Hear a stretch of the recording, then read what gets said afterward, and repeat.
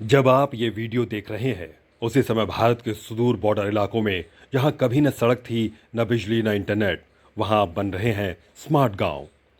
और ये सिर्फ गांव नहीं हैं, ये हैं रणनीतिक मोहरे जो चीन के हर कदम का माकूल जवाब देंगे। नाम है वाइब्रेंट विलेज।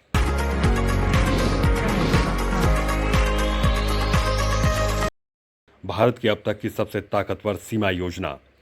पहले क्या होता था? चीन अपने बॉर्डर एरिया में गांव बसाता जा रहा था पीएलए की मदद से।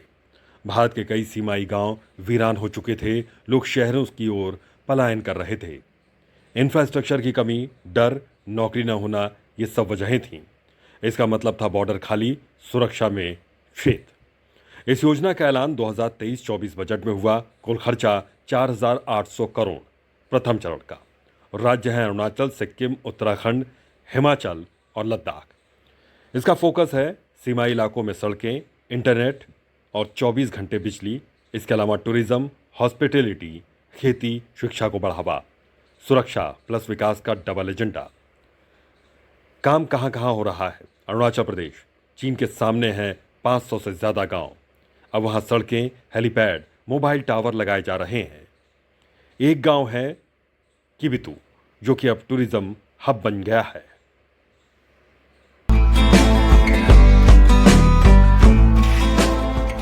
किबिथु और रिमोट। हम यहाँ पे 4 है अभी, जो यहाँ पे काम करने वाले 4 है। एक छुट्टी पे थोड़ी बाहर गए हुए। पिज्जा बनाना हमने यहीं पे सीखा। जो आर्मी के जो कुक थे उन्होंने आके हमें यहाँ पे सिखाया था। ये वाले है जो आईटीबी के वाले, वो ज्यादातर यहाँ आते। और टूरिस्ट अभी विंटर सीजन है तो टूरिस्ट भी बहुत सारे आ रहे हैं। मैक्सिमम तो हो गए डेवलप। तो पहले तो नेटवर्क भी नहीं था, तो नेटवर्क भी अच्छे से चलने लग गए। स्कूल बन गए, मेडिकल बन गए, मेडिकल क्वार्टर बन गए अच्छे अच्छे। तो अभी और भी शायद डेवलप करना चाहिए। आते तो बहुत जगह से, पुणे से आते, दिल्ली से आते, कहाँ से आते हैं। आने से कपकेक खाते, कोकोनट कुकीज़, पिज़्ज़ा। और यहाँ पे बेकरी पे प्लस कैफ़े शॉप भी है। हम मोमो चाउमीन भी बनाते हैं, तो वो भी खाते हैं, बहुत पसंद करते हैं, तारीफ़ करके जाते हैं कि और अच्छे से बनाना, आप लोग बहुत अच्छे से काम कर रहे हो, और अच्छे से बनाना, आप लोग अच्छे से काम करना। ओके। लद्दाख, डेमचोक और चुशुल में आधारभूत काम, सोलर पावर, डोम शेल्टर्स और मिलिट्री सिविल एक साथ। उत्तराखंड और हिमाचल, लिपुलेख, माना गांव अब वाइब्रेंट विलेज घोषित।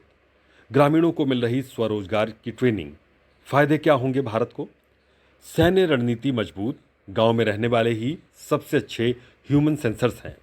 पलायन रुकेगा, लोग वापस लौटेंगे, गांव बसेंगे।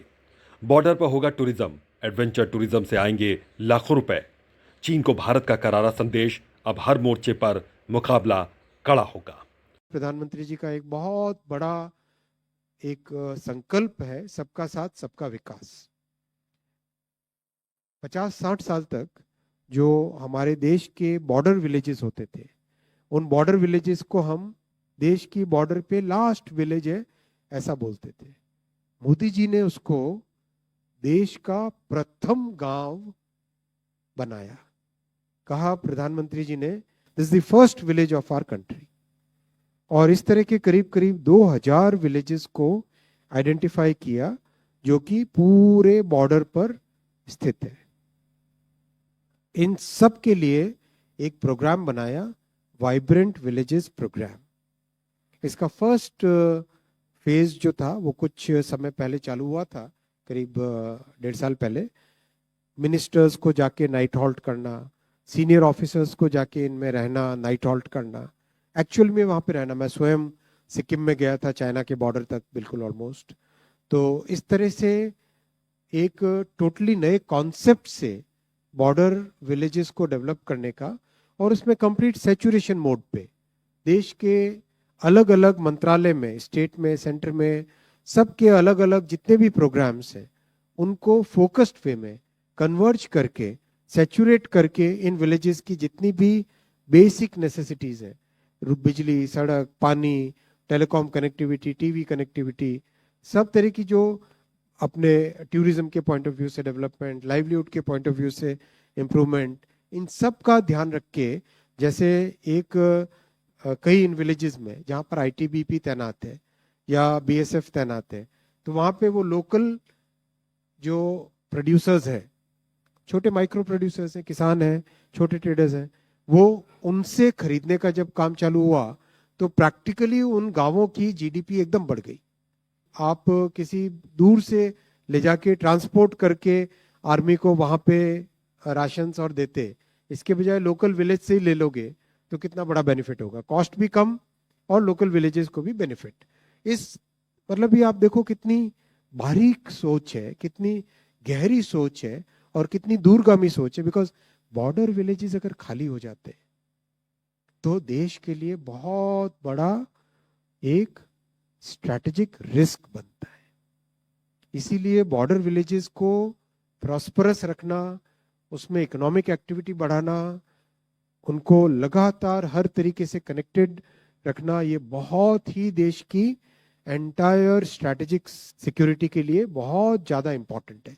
इसीलिए प्रधानमंत्री जी ने इस प्रोजेक्ट पे सेकेंड इसका फेज अप्रूव किया, जो कि इंडो चाइना बॉर्डर पे 2023 में फर्स्ट फेज हुआ था कवर, और आज सेकेंड फेज कवर हुआ, जिसमें 6,839 करोड़ रुपीस से और नए प्रोजेक्ट्स ऐड हुए।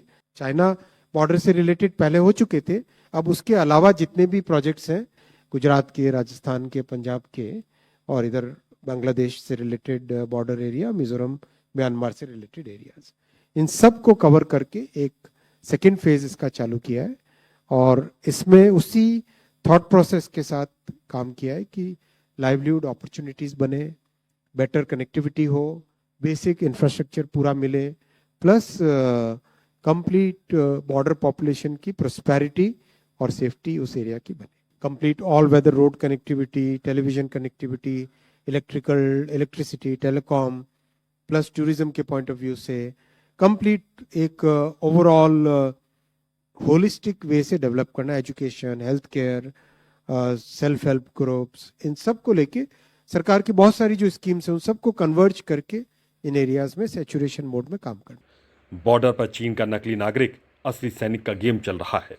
भारत ने सैटेलाइट सर्विलांस प्लस नागरिक आबादी और आर्मी सपोर्ट का अनोखा मॉडल बनाया है।